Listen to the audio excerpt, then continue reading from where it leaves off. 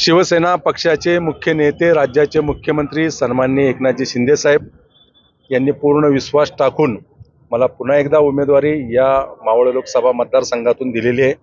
त्याचबरोबर महायुतीच्या घटक पक्षाचे नेते, राज्याचे उपमुख्यमंत्री देवेंद्रजी फडणवीस, राज्याचे दुसरे उपमुख्यमंत्री राष्ट्रवादी काँग्रेस पक्षाचे नेते अजितदादा पवार यांनी माझ्या उमेदवारीवरती शिक्कामोर्तब केलेले आहे।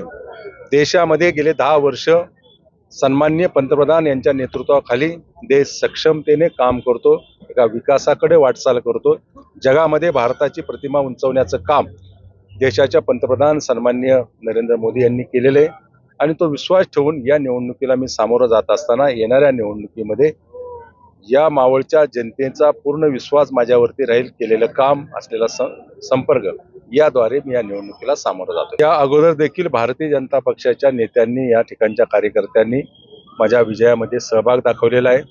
राज्यामध्ये विविध मतदारसंघामध्ये विविध पक्षाचे, घटक पक्षाचे महायुतीच्या उमेदवार निवडणूक लढतात। प्रत्येक ठिकाणी त्या ठिकाणी मदत करण्याचा हेतू प्रत्येकांकडे आहे आणि म्हणून येणाऱ्या कालावधीमध्ये महायुतीच्या घटक पक्षाचे सगळे नेते, कार्यकर्ते बरोबर राहतील इतका आत्मविश्वास मला आहे। ही निवडणूक विकासाची निवडणूक होणार आहे, देश कोणाच्या हातामध्ये द्यायची त्या संदर्भात निवडणूक होणार आहे आणि ही निवडणूक होत असताना गेले 10 वर्षामध्ये असलेला संपर्क, केलेलं काम, त्या कामाच्या द्वारे ही निवडणूक होणार आहे।